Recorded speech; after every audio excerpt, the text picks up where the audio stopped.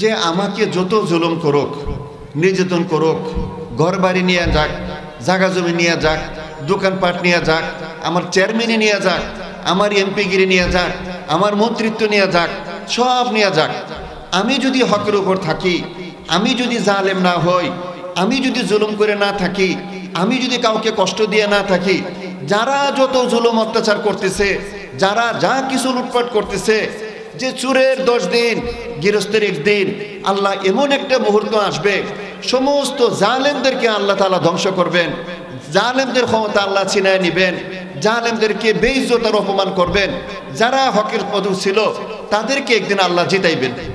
তো এইটা সূরা ইউসুফের মধ্যে আল্লাহ বলছেন যে ইউসুফ আলাইহিস সালাম উনি হকের উপর ছিলেন, উনি সত্যের উপর ছিলেন, এবং উনি যে বড় একটা কিছু হবেন এইটা স্বপ্ন দেখেছেন, সূরা ইউসুফে আছে। এবং সূরা ইউসুফ এমন একটা সূরা যে ইউসুফ আলাইহিস সালামের ঘটনা দিয়ে শুরু করে শেষ পর্যন্ত একটা ঘটনাকে বিস্তারিতভাবে আল্লাহ বলেছেন। এই সূরা ইউসুফ ছাড়া এমন কোনো সূরা নাই, এমন কোনো নবীর ঘটনা নাই যে A to Z, first to last সব সম্পূর্ণভাবে গুছালোভাবে আল্লাহ তাআলা কোনো সূরায় বলেছেন, কেবলমাত্র সূরা ইউসুফে। কেন? এইটা কিয়ামত পর্যন্ত সমস্ত মজলুম জনতা, সমস্ত মজলুম পরিবার, সমস্ত মজলুম ব্যক্তি, সমস্ত অবহেলিত ব্যক্তির জন্য শিক্ষণীয়। এখানে যে ইউসুফ আলাইহিস সালাম উনি আগে স্বপ্নে দেখেছিলেন যে হে আব্বু, আমি তো আজকে স্বপ্ন দেখলাম যে আমাকে 11 তারকা আরো দুইটি জিনিস, চাঁদ এবং সূর্য, তারা আমাকে সেজদা করতেছে। 11 তারকা এবং 2টা চাঁদ আর সূর্য, তারা আমাকে সেজদা করতেছে। তাহলে 11 আর 2 13, এই 13টা জিনিস আমাকে সেজদা করতেছে। তো উনি হবেন নবী, ওনার আব্বা বর্তমানেই নবী, হযরত ইয়াকুব আলাইহিস সালাম। ইয়াকুব আলাইহিস সালাম বলতেছে, ও ফুত, এই স্বপ্ন তোমার ভাইদেরকে বলো না, তাদেরকে শোনাইতে যেও না, ওরা হিংসায় তোমাকে আরো কষ্ট দিবে। লা তাখসুসু রুয়াকা আলা ইখওয়াতিকা ফায়াকিদু লাকা কাইদা, এগুলা ভাইদেরকে বলতে যেও না, বস তোমার স্বপ্ন তুমি লুকায় রাখো।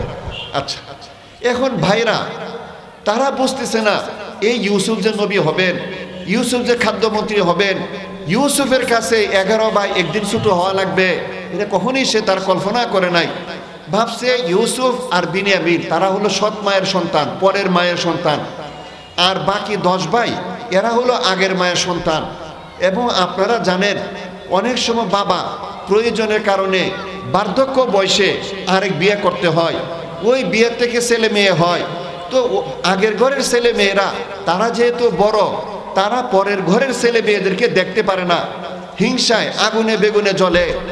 এমনও আমি ঘটনা জানি, নাম বলতেছি না, যে বাবার আগের স্ত্রী মারা গেছে, তো মারা যাওয়ার পরে আরেক বিয়ে করেছে।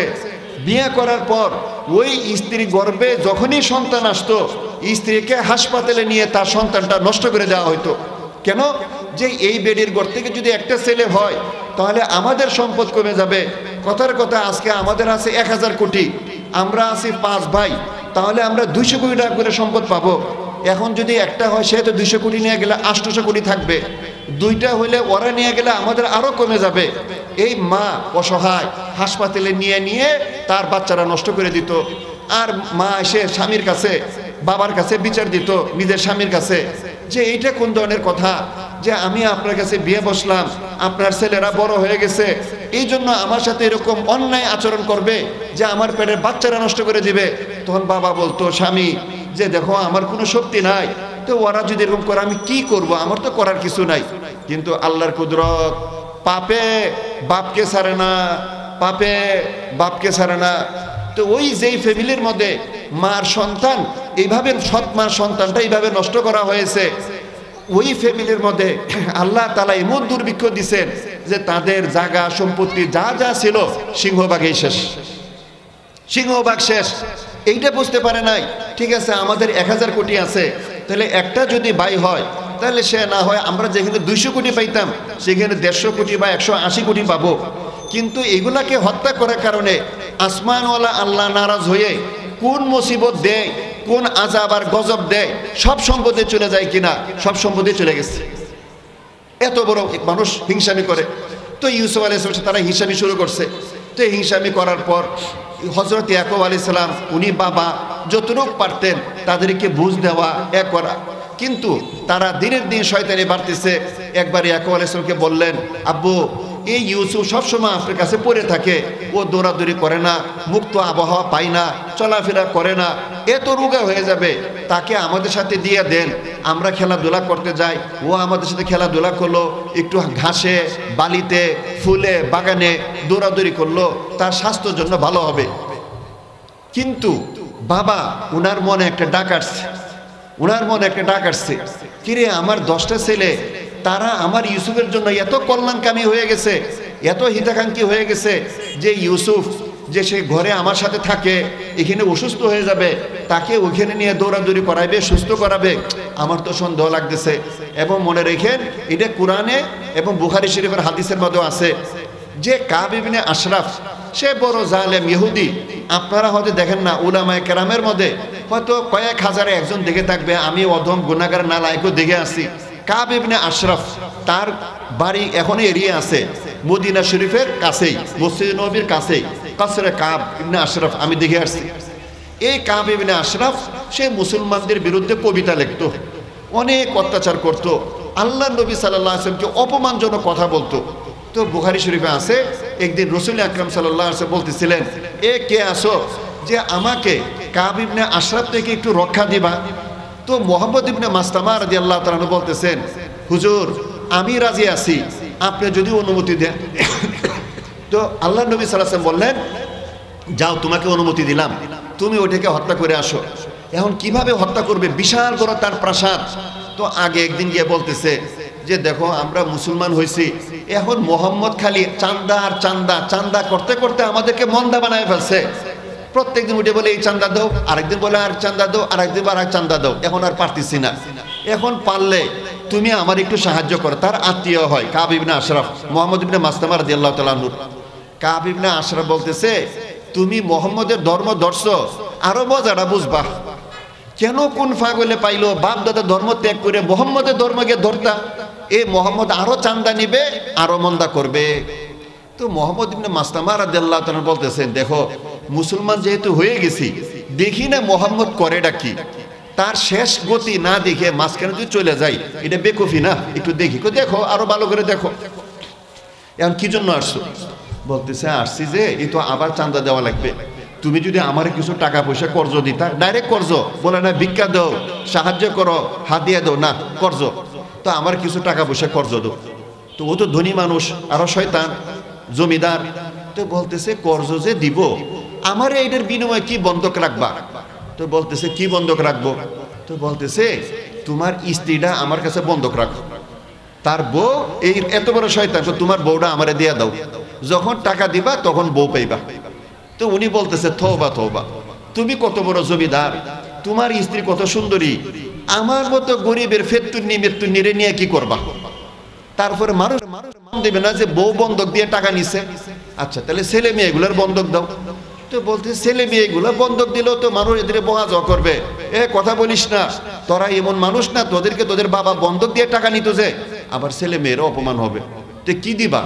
তো বলতেছে আমরা তো মুসলমান, আমরা বিভিন্ন জায়গায় দ্বীনের জন্য জেহাদ করি, অস্ত্র আছে, অস্ত্রগুলা তোমার কাছে বন্ধক রাখি। হ্যাঁ হ্যাঁ এটা কর, তাহলে অস্ত্রগুলা দিয়ে দে। ওর মনে মনে হইল যখন মুসলমানরা তাদের অস্ত্র আমার কাছে বন্ধক দিবে, এইবার আর যুদ্ধ করতে পারবে না, তাহলে ওদের গোড়ায় আমি আটকে দিলাম, তো এখন কবে নিয়ে আসবা? তো বলতেছে অমুক দিন রাত্রে নিয়ে আসি, কারণ দিনের বেলা যদি অস্ত্র আনি অন্যরা দেখবে, দেখে কিরে আমাদের অস্ত্র কই নিয়ে যায়। কি ভিডিও লাগবে না, ভিডিও লাগবে, আমরা পছন্দ করি, বন্ধ করে যে আমাদের অস্ত্র কোথায় নিয়ে যায়, তো আমি প্রশ্নের সম্মুখীন হব। এই জন্য রাত্রে লুকায়া অস্ত্রগুলা এনে তোমার কাছে জমা দিয়ে দেবো। হ্যাঁ ঠিক ঠিক আছে, তাহলে অমুক দিন রাত্রে তুমি অস্ত্রগুলা এনে আমার কাছে জমা দিবা। ওই তারিখ অনুযায়ী মুহাম্মদ ইবনে মাসলামা রাদিয়াল্লাহু তাআলা আনহু আরো কয়েকজন সাথী সঙ্গী নিয়ে অস্ত্র এগুলা নিয়ে কাব ইবনে আশরাফের বাড়িতে গেছে, এখনো বাড়িটা আছে। যাওয়ার পরে অনেক রাত হয়েছে, ধরেন 11টা 12টা, তো বাহির থেকে ডাক দিছে, ইয়া কাব, ও কাব ইবনে আশরাফ। বুখারী শরীফে আছে সে তার বিবির সাথে শোয়া ছিল। তো যখন মুহাম্মদ ইবনে মাসলামা রাদিয়াল্লাহু ডাক দিছেন, তো কাব ইবনে আশরাফ বলতেছে আসতেছি। বিবি সাহেব বলতেছে এই রাত্রে কই যাও? বলতেছে আমার বন্ধু, আমার মামাতো ভাই খালাতো ভাই এই মোহাম্মদ ইবনে মাসলামা ডাকতেছে এবং তাকে আজকে ওয়াদা দিছে আসার জন্য, এই জন্য যাইতেছি।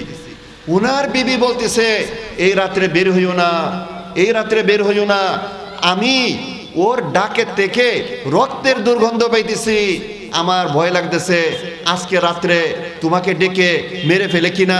বুখারী শরীফে আছে যে আমি রক্তের দুর্গন্ধ পাইতেছি, আমার মনটা ধুপধুপ করে কাঁপতেছে, আল্লাহ জানে তোমার ডেকে মেরে ফেলে কিনা। তো কাব ইবনে আশরাফ বলতেছে তুমি হয়তো চিন্তা করো না, তো ও আমার ভাই, আমার কোত্থেকে মারবে না, আমি যাব।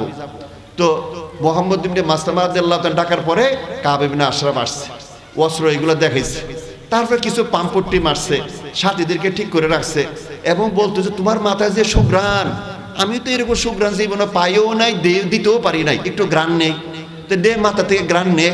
তো মাথা একটু গ্রাণ নিছে, আবার একটু নেই, আবার একটু মাথাটা টেনে ধরছে। তৃতীয়বার বলছে আর একটু গ্রাণ নিতাম, আর একটু ভালো করে মাথাটা টেনে ধরছে, সাথীদেরকে ইশারা দিছে এবার তোরা কূপ দে।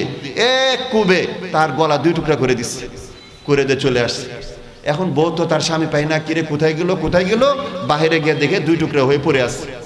এইবার বোঝার জিনিস যে তার স্বামী যে মারা যাবে, তার বউয়ের অন্তরে আগেই আসছে আমার স্বামীটা মেরে ফেলে কিনা।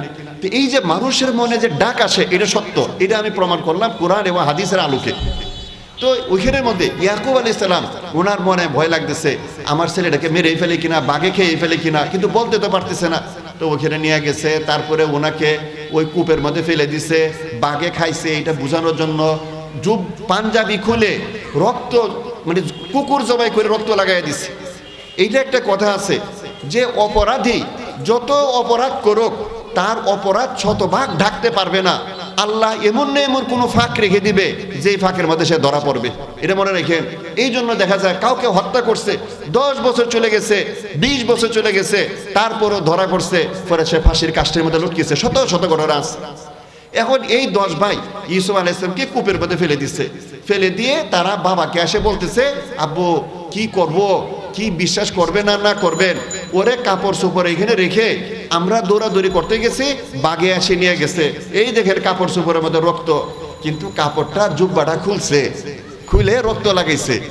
বাবা বলতেছে এইটা কোন ধরনের ভাগ যে আমার ছেলেটার এইভাবে খাইলো, বাগে খাইলে তো থাপ্পড় দিবে, থাপা দিবে, জামা কাপড় ছিঁড়ে যাবে, এখানে জামা কাপড় কিছুই ছিঁড়ে নাই, কত সুন্দর করে জুব্বাটা খুলছে, খুলে টুলে রক্ত লাগাই দিছে, এত বড় শিক্ষিত বাঘ তো দেখি নাই। এখন তোমরা বলতেছো বাঘে খাইছে, এখন বিশ্বাসেই কি করব, অবিশ্বাসেই কি করব, আল্লাহর উপর আমি সুবর্দ করলাম, আল্লাহ এটার একটা কিছু করবেন। তারপর ওইখান থেকে মিশর নিয়ে গেছে, লম্বা ঘটনা, মিশর নিয়ে বিক্রি করছে গোলাম বানায়া। তারপরে ওইখানের মধ্যে জুলেখা তারে নিছে, জুলেখার দৃষ্টি তার দিকে গেছে, তো উনি বাঁচতে চাইছে, দরজা বন্ধ করছে, আল্লাহ অটোমেটিক দরজা খুলে দিছে, কেন তার কথা সাড়া দিল না, তারপরে জেলে ঢুকাই দিচ্ছে। এইবার হলো আমার শেষের কথা, যে এই যে ওনাকে গোলাম বানাইলো, এত কিছু করলো কেন? ইউসুফ যেন দুনিয়ার মধ্যে না থাকে, বাবা যেন ইউসুফের নাম না নেয়, যে ভালোবাসাটা ইউসুফকে দিত এটা যেন আমাদেরকে দেয়। তার অর্থ 10 ভাই বাবার থেকে জোর করে ভালোবাসা নিতেছে না, ভালোবাসা তো জোর করে নেওয়ার কিছু না, এটা তো খেদমত, স্বভাব চরিত্রের মাধ্যমে নেওয়ার। আচ্ছা, তারপরে ইউসুফ আলাইহিস সালামকে ওইখান থেকে জেলে নেওয়া হলো, কিন্তু এই জেল ওনার রাজা হওয়ার জন্য, মন্ত্রী হওয়ার জন্য উসিলা হইল। কেমনে? যে ওইখানের মধ্যে ওই যুগের বাদশাহ সে স্বপ্নে দেখলো যে 60টা মোটা মোটা গরু, 60টা চিকন চিকন গরুকে খেয়ে ফেলতেছে। সাবা বাকারাতিন সামানিন ইয়াকুলুহুন্না সাবুন ইজাফুন ওয়া সাবু সুমবুলাতিন খুদরিন ওয়া উখারু ইয়াবিসাত। এখানে একটা সুন্দর কথা আসবে যে মোটা মোটা 60টা গরু এইগুলাকে খাইতেছে, যে চিকন চিকন 60টা গরু। তো এখন তোমরা এটার ব্যাখ্যা কি জানো? তার রাজত্বের মধ্যে যত বড় বড় স্বপ্ন বিশেষজ্ঞ ছিল সবগুলা শুনে বলে হাদা আদগাসু আহলাম ওয়া মা নাহনু বিতাফিলিল আহলামি বিআলিমিন, যে বাদশা মহারাজ এইটা কোনো স্বপ্ন না, এইটা ফালতু আজে বাজে একটা স্বপ্ন, এইটার কোনো ব্যাখ্যা হইতে পারে না। কারণ ভালো জিনিসের ব্যাখ্যা হয়, আজে বাজে জিনিসের কোনো ব্যাখ্যা হয় না। ভালো করে বুঝার জিনিস কোরআন শরীফে আছে। কেন এটাকে ফালতু স্বপ্ন বলছে আপনারাও বুঝবেন। যে দুনিয়ার কোনো ইতিহাসে নাই গরু রেখাইছে। কোন ইতিহাস আছে গরু খায়? গরু খাবে দূরের কথা, গরু জীবনে মুরগির বাচ্চা খাইছে এরকম কেউ দেখছেন? যে অমুকের গরু একটা মুরগির বাচ্চা ধরে খেয়ে ফেলছে। বিড়ালে মুরগির বাচ্চা খায়, কুকুরে খায়, শিয়ালে তো খায়, গরু কোনোদিন খায় না। তাহলে গরু যদি মুরগির বাচ্চাই না খায়, তো একটা গরু আর একটা গরুকে কেমনে খাইলো? এটা পাগলের স্বপ্ন না? এক। দ্বিতীয় নম্বর কথা, আচ্ছা মেনে নিলাম গরু রেখাইছে, তো দুনিয়ার সিস্টেম যেগুলা মোটা কাটা শক্তিশালী এগুলা দুর্বল গুলারে খায়। এখন উনি স্বপ্ন দেখে দুর্বল চিকন গরুগুলা মোটা গরু রেখে বলতেছে, এটা তো আরো পাগলামি স্বপ্ন। এই জন্য বলতেছি এটা আপনার গাঁজাখুরি স্বপ্ন, ফালতু স্বপ্ন। মানুষের বলবেনও না, শোনাবেনও, মানুষ হাসবে যে গরু রেখাইছে, আরো চিকন গুলা মোটা গুলা রেখাইছে। আসলে স্বপ্ন দেখছে সত্য, এবং এটা অর্থবহ।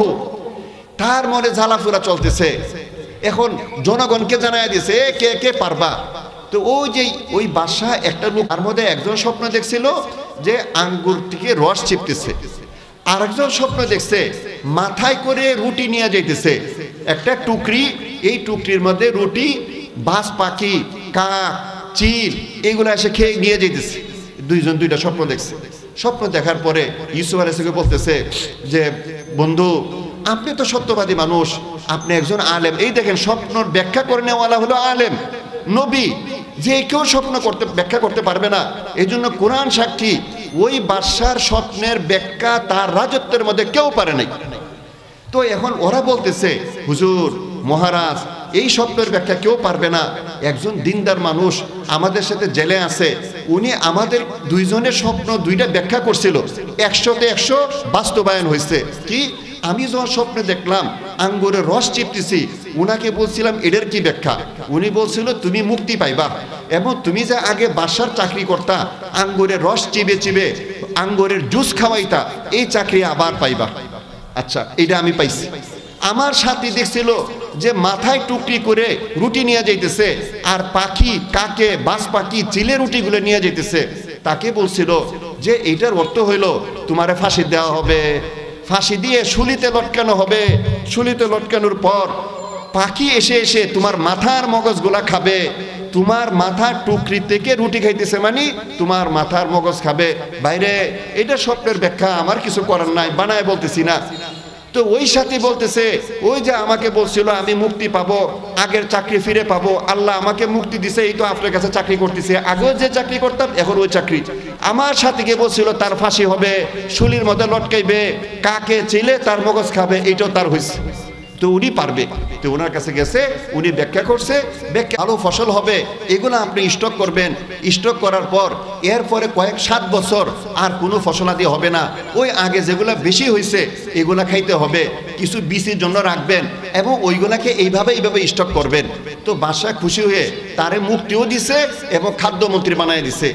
এখান থেকে বোঝার জিনিস যে স্বপ্নের ব্যাখ্যা যে কেউ করতে পারবে না।